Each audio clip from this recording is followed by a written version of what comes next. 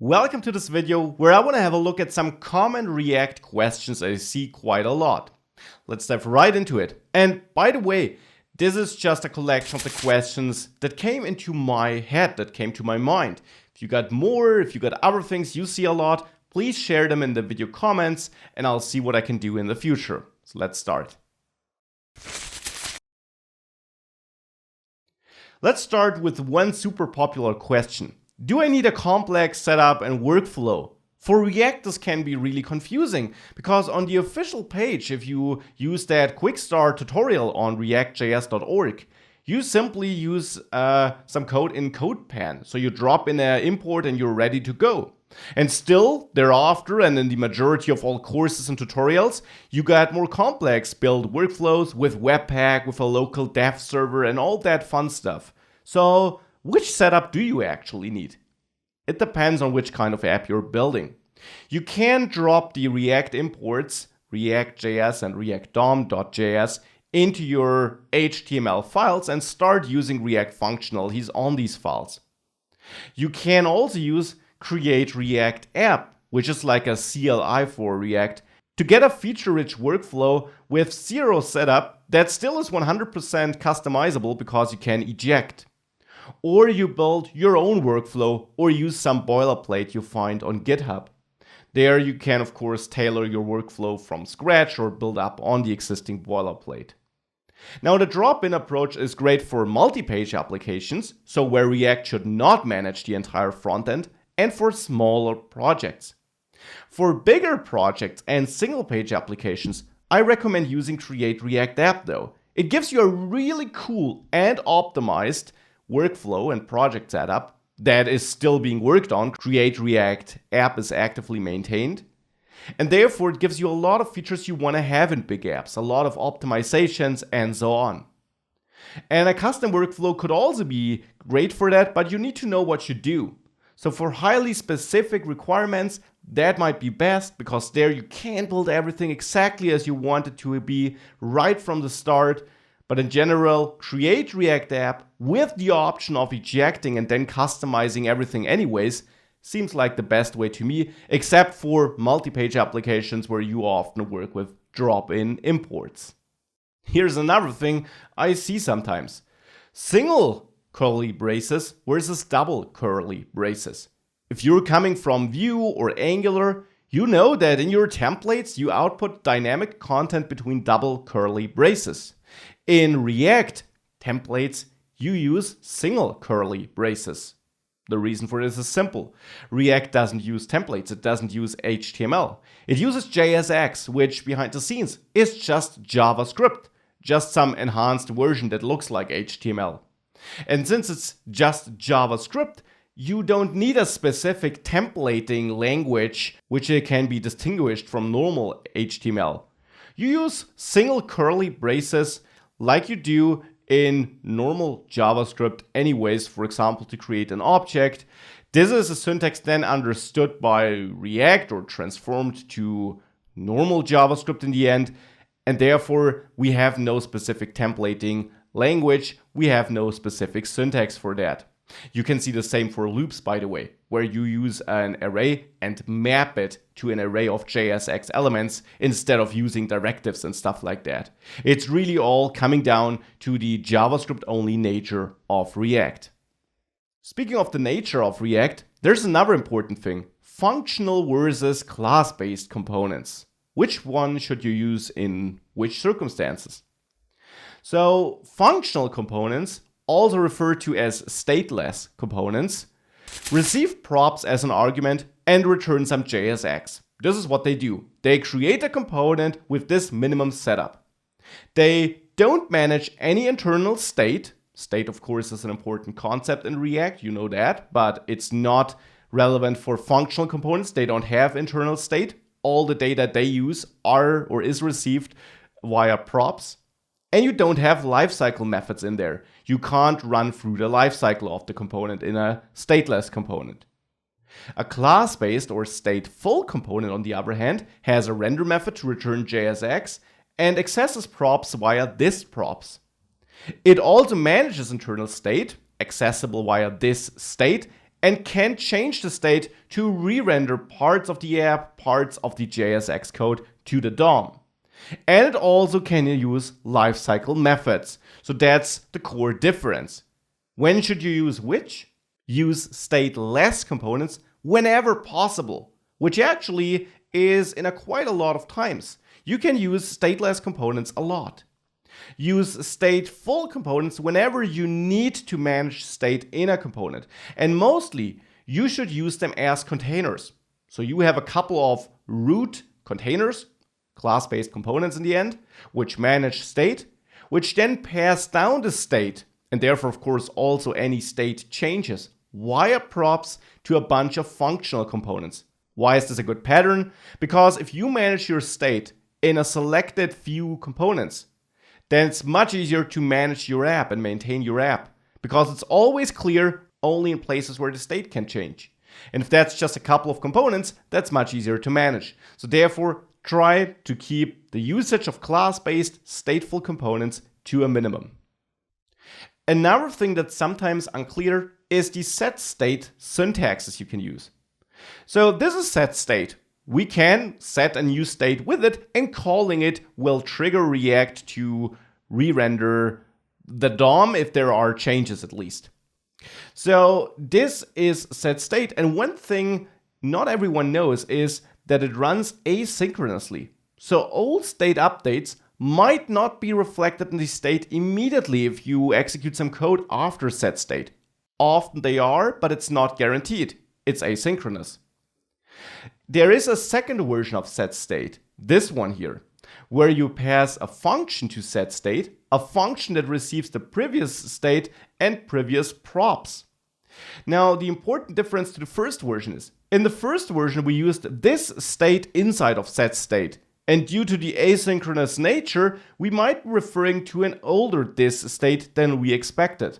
We're guaranteed to always get the last valid previous state, and if we then need some property from that old state, we now guaranteed got the latest version of it and use it to set the new state. Important, in that function, you return the same object you would have passed to setState in the first syntax anyways.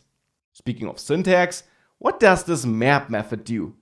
You see that map method a lot in React apps, and it's basically used to output an array of items to the screen. So if you come from Angular, this would be your equivalent to the ng4 directive, kind of. Now, since we're not working with a template in React apps, but with just JavaScript code, we use just JavaScript features. And outputting an array of data onto the screen with this syntax does one thing essentially. It maps this array into a new array. So the goal is to output the JSX elements, or this data as JSX elements, I should say, and maps that into a new array.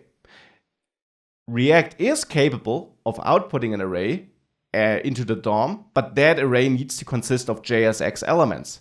So this is what we do with this map syntax. We just return a new array where every element of the array is based on elements in the old array, but of transformed elements.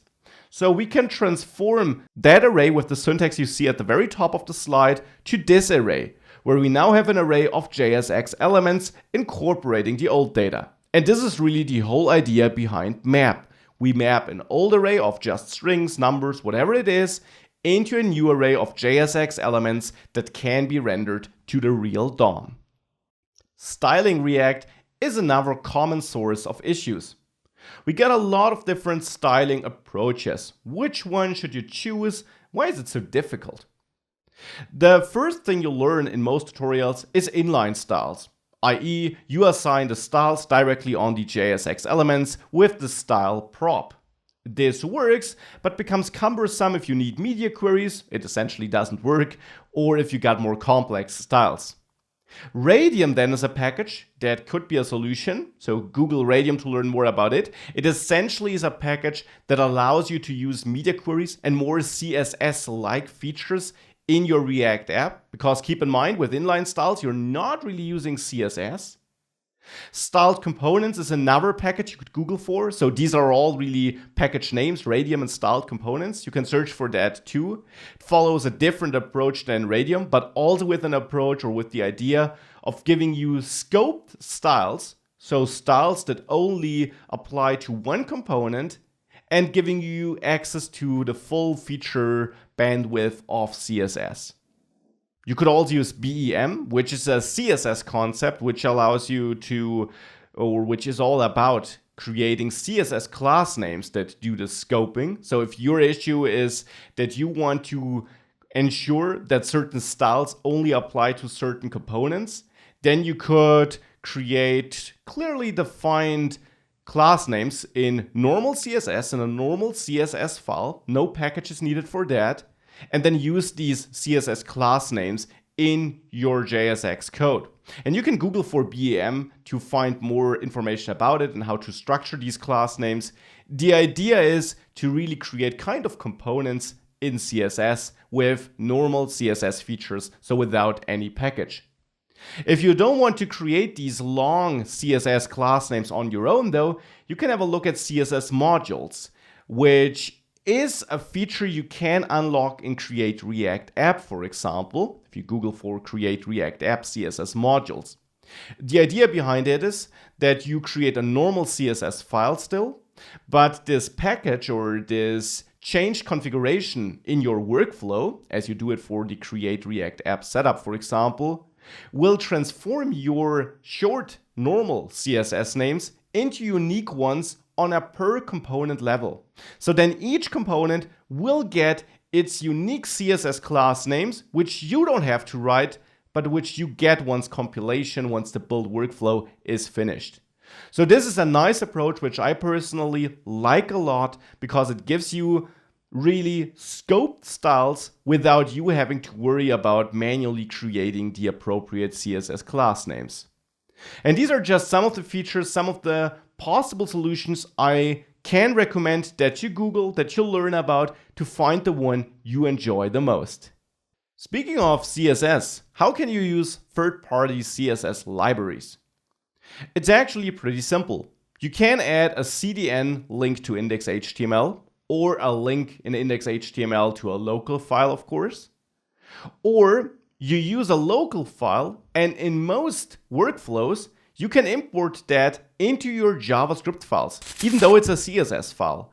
But most React setups, like the one you get with Create React App, also support imports of CSS files, which behind the scenes will of course not be mixed with your JavaScript code, but will be kept separate. But your bundler, Webpack, is then aware of them and can process them. That's the idea behind the imports. So this is another common approach. You can of course also use npm or yarn to download, to install these packages if you're using Bootstrap, for example. But still, adding an import to your JavaScript files should work fine, and is the approach I recommend. It sounds strange, but it works in most workflows, and if you use Create React App, for example, it definitely works. What about third-party JavaScript libraries? How can you add these? Essentially, you get the same options. You can add script imports to CDN links or local files in index.html. And this is of course all referring to single page applications, but you can also import it like that in multi-page applications, of course.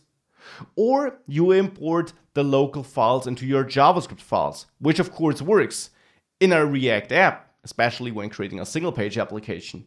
You're importing JavaScript files from other files all the time. You're constantly writing import statements. And of course, you can import any third-party library into your JavaScript file, into your React JavaScript file as well. And you can start using the features of that library just like that. That should work fine. And of course, you can also use npm and yarn for that. This should also work. Let's go back to some core React functionalities and let's talk about immutability. That's something I see that can be hard to understand. So let me try to make it a bit easier. What is immutability about? We hear about it a lot when working with Redux, for example. And you can find an article with a lot of information on it in the video description, actually. So the idea behind immutability is simple. Objects and arrays are reference types in JavaScript. Reference types mean that when we store an array in a new variable, and the same is true for objects, we don't actually create a copy of the value, but only of the pointer pointing to some point in memory. So the value still is the same, even if we store it in two different properties or variables. Therefore, to fix this, to get a real copy, which we can change without also altering the other one, which would happen by default, we have to manually clone. So really deeply copy any array or object we want to manipulate and which we also want to copy. So how does this work? Well, here's the situation. Let's say we have an array, 1, 2, 3, and we're storing it in a new constant, new array. This does work, but what doesn't work, what I mean with that if we then would try to change new array, we would also change old array because of that reference type thing. So the solution is to instead clone the old array, for example with the slice method, which returns a brand new array object. So not a pointer to the same array, but a brand new one. If we then change cloned array, we don't also change old array. If you're using a setup which allows you to use next generation JavaScript features, you can also use the spread operator instead of the slice method. Now, for objects, it's pretty much the same. Here we get the same problem. We can't copy it like that. There we could use object assign to create a copy of an old object into a new object, or the spread operator for objects with this syntax you can see at the bottom of the box. Important, still what we're doing here is shallow cloning. So we're only copying or cloning the first level of properties of an object, for example. Let me show you what I mean with that. Here we have an object which also has an array, not just a name property, but also the hobbies property, which is an array of strings. If we now clone the old object with object assign, we do have a real new object with new properties that match the old properties, but the array hobbies also is a reference type, and it didn't clone that because it only cloned the first level, so only the property names, you could say. So therefore, if we now push something onto the hobbies array in the cloned object, we would actually still edit the array in the old object. The solution to that is to really manually clone all the levels we plan on changing. Doesn't hurt if we don't do it, if we don't plan on changing it, but if we do plan on changing something, we need to clone it. So here the cloned object would spread out the old object and then explicitly override the hobbies property by overwriting it with a new array where we also use the spread operator to clone the elements of the old object hobbies array. And now we get an object with a new hobbies array too. This is something to keep in mind. Again, there is a link with more information in the video description if you want to dive deeper. I hope it's a bit clearer now at least. Here's another thing I see a lot. Everyone can see my code. And it's true. Everyone can see your code. If you open the developer tools in your browser and you inspect a React app there, you can access the source files, the script files, and you can read the script code, of course. And there's nothing you can do. It's JavaScript, it runs on the client, so you can't hide your code. The solution is to not put any security relevant information in there. Don't put anything in there that you don't want others to see because you can't hide it, you can't prevent this. That is just how the web works in the end. Can I use React without Redux? Another question I see a lot. And the answer is yes, of course you can. React, by default, if you start a new React app, doesn't use Redux. It can be confusing for newcomers because the majority of tutorials is always React plus Redux. So is my course, by the way. Because it's such a popular combination. But in my course, for example, we start without Redux because it's not a must. You can use it. It becomes important for bigger apps. It makes managing the state much easier then, but it's not a must. And especially for smaller to medium-sized apps, there might be no need to use Redux. Another question I see a lot is if you can use React with PHP or the Laravel framework for that, or Node, or any other server-side language or framework. And the answer is yes. Let me show you how. It depends on whether you're building a single-page application or a multi-page application though. If you're building a single page application, then React controls the entire front end through that one single index.html file which was sent by the server. If you're building a multi-page application, then React controls only parts of the various pages your server sends you, the views the server sends you.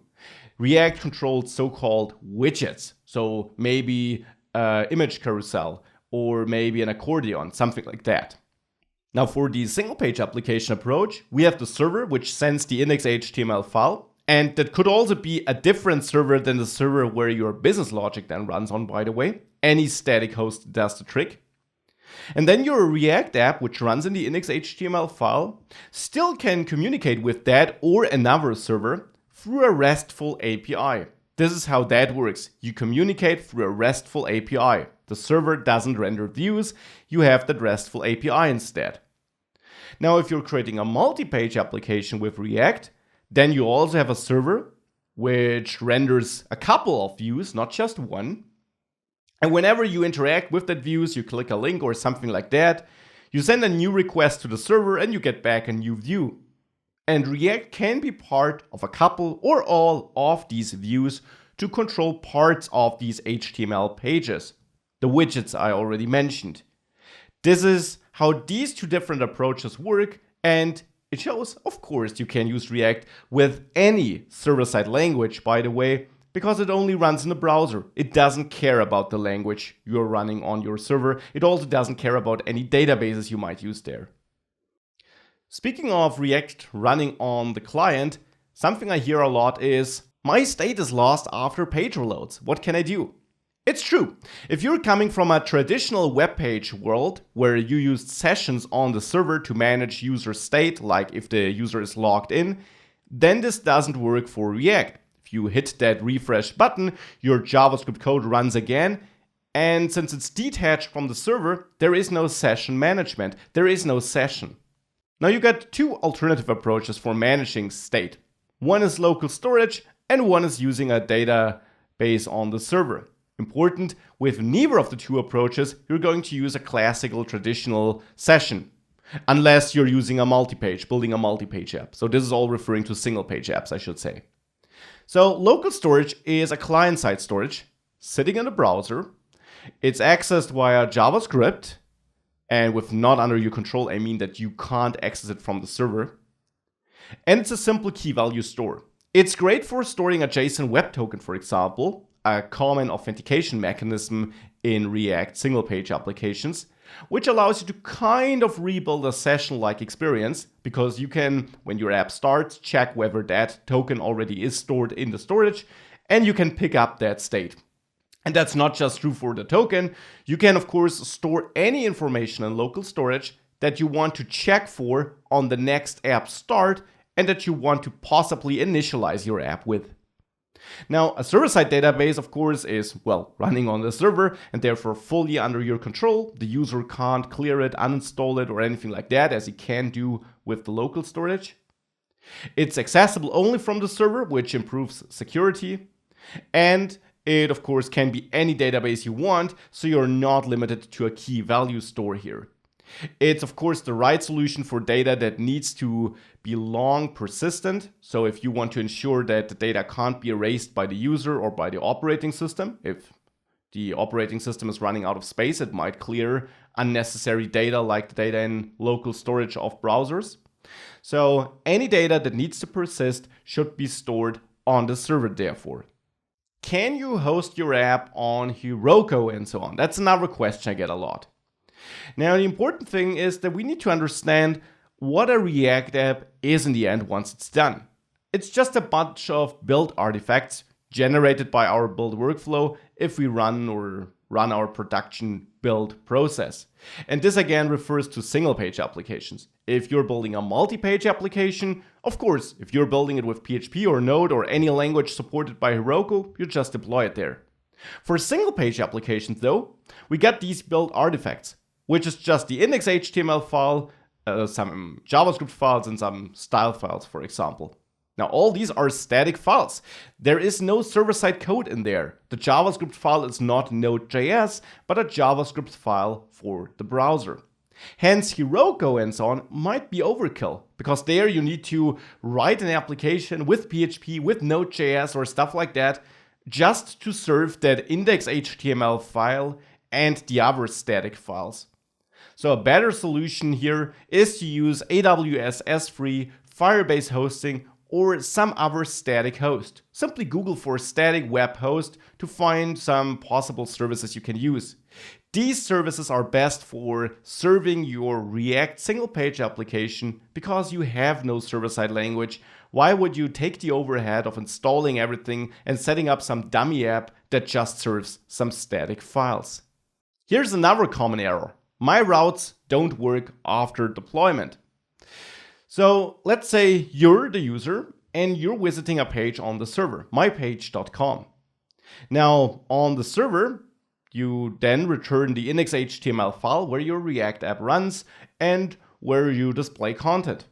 Then you click somewhere in that app and you navigate to mypage.com/products. And since we have routing set up in our single page application, and this is referring to single page applications only what I'm saying here, since we have routes set up there, the React router parses that new URL and renders the right content. On the server, you have no routes set up. Because it's a single page application, all that logic lives in your client-side app, in the React app. Now, if you don't navigate around by clicking, where React in the end catches the click and doesn't send a real request, but just see what you wanted to do and re-render the page, if you instead hit refresh, you really send a new request to the server. Now the problem is, you will get back a 404 error because the server doesn't know the /products route. It only exists in your React routing setup.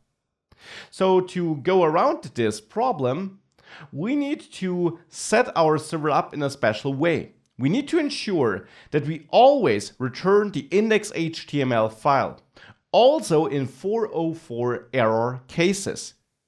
This then allows React and its router to always take over and parse the incoming request and render the right page. And if you want to still render 404 pages for certain routes, you need to set this configuration up in the React single page application via the router there, not on the server. You always need to return the index.html file. And that was it. I hope you enjoyed it. You learned some new things, maybe got some answers to some questions you might have had about React. Definitely share any other questions in the video comments. I probably won't answer them there, but I will note them and I might do an additional video in the future. So all the best to you. I hope to see you again on Academind in the future. Bye.